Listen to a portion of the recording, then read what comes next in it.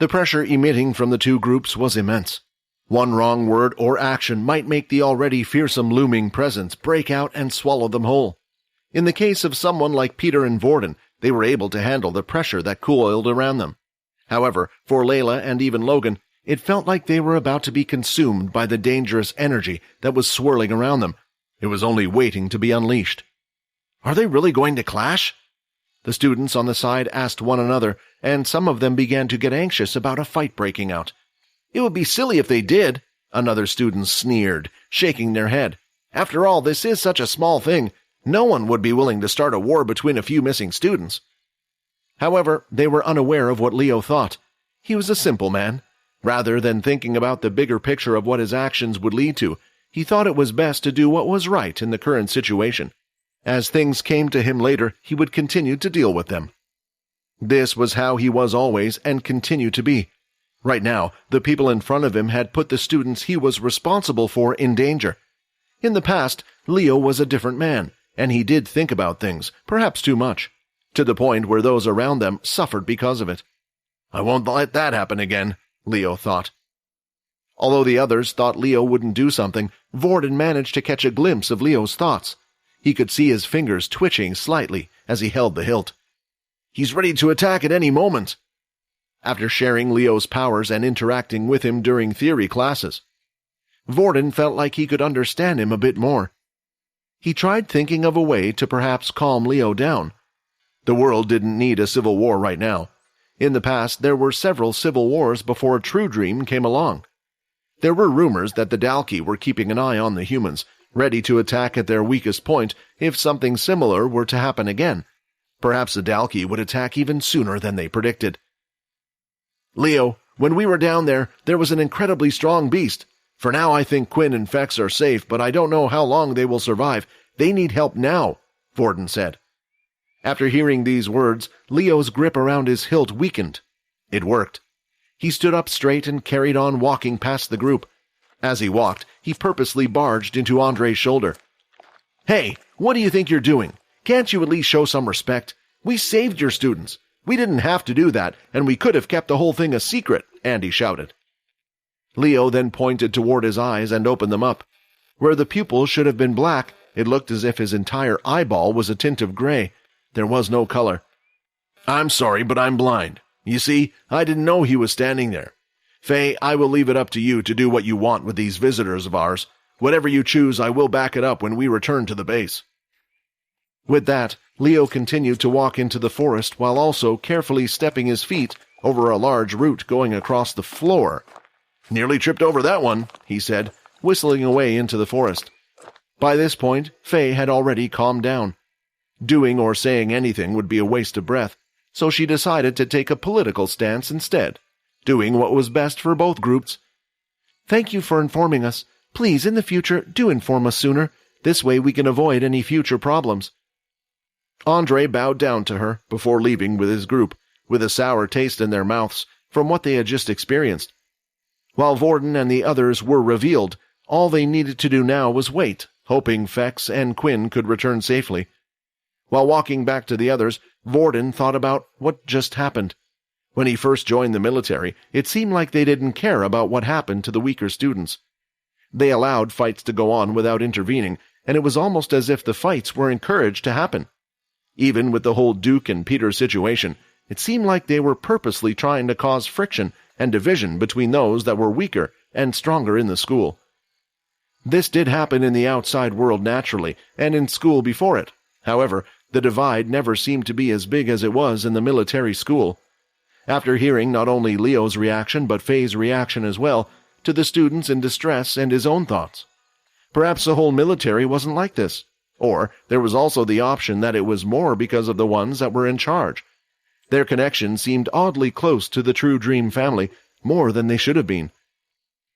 After waiting for an hour, Leo finally returned, and this time he wasn't alone. By his side were both Fex and Quinn. Layla had run up to greet them, and the others were happy to see them as well. By now, all of the students from Dell's class had been checked. They were now allowed to spend time with the other classes, but news of what happened to the class while they were out started to spread, and the tension was felt in the air. The reality of how dangerous this expedition was finally hit them. Friends and students they had talked to a few hours ago in the morning were nowhere to be seen, and they would never be able to talk to them again. Leo and Faye were busy discussing what to do next.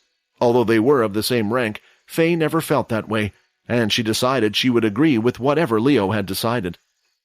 "I've made my decision," Leo said. "I'm going to cancel the expedition and return to the academy." "Are you sure?" Faye replied. "It's only been one day, and not much ground has been covered. Paul won't be happy with the decision. Can't we just travel as one group and protect the kids? Judging from what the travelers told us, the Dalkey settlement seems to be abandoned." "No," Leo replied immediately. "When I went down there I could sense it. There is still something there, and it's at least the power of a four-spiked Dalkey." Hearing this, Faye's eyes nearly popped out of her skull. A shiver was sent down her whole spine, and her hair was left standing on top of her arm. "We would need at least one of the generals here to try to deal with something like that, and even then, I don't think they would be much of a match," Leo explained. "I understand. If we explain this to Paul, they should understand. They might even remove every one of the planets and classify them as red portal planets until further notice," Faye replied. She had misinterpreted Leo's words. Leo had said there was something down there that had the same power as a four-spiked Dalkey, but she had taken this to mean there was a four-spiked Dalkey. Only Leo knew the truth, that the energy that was emitting from the being was similar to both Fex and Quinn. As Leo looked over at the two students, a thought soon planted itself in his head.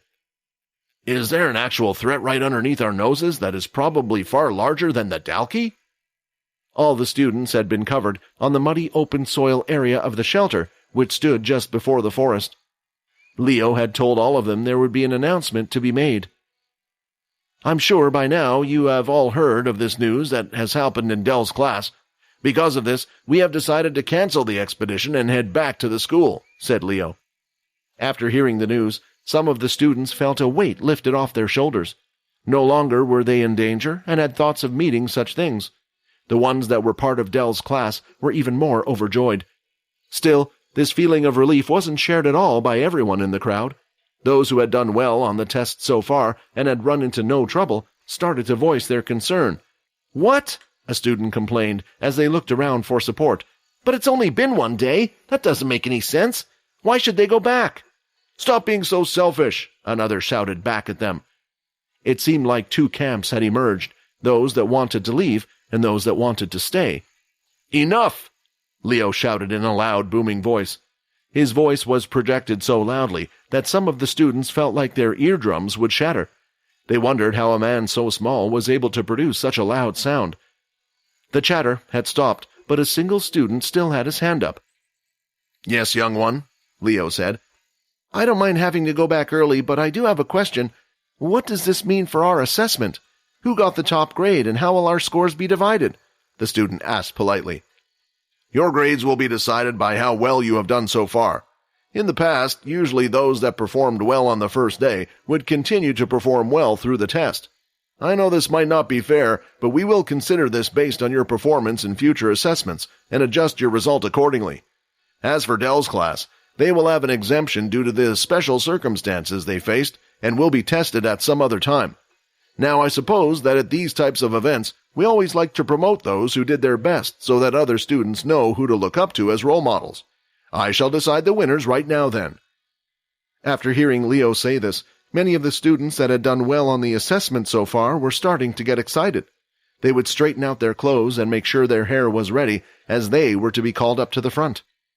Faye walked over to where Leo was standing and tried to hand him over a clipboard with the scores of all the students' points that they had received from the scanner. Instead of taking the clipboard, Leo pushed it away and shook his head. "There's no need," Leo said, and glanced towards the crowd of awaiting students. "The winners are as follows. So will the following students please come to the front? Vorden Blade, Layla Monroe, Sia Green, P.O. Blank, Fex Seg, Logan Green, and finally, Quinn Talon." Please subscribe to the Pocket FM YouTube channel and press the bell icon for instant notification. Check out our channel for more such exciting shows.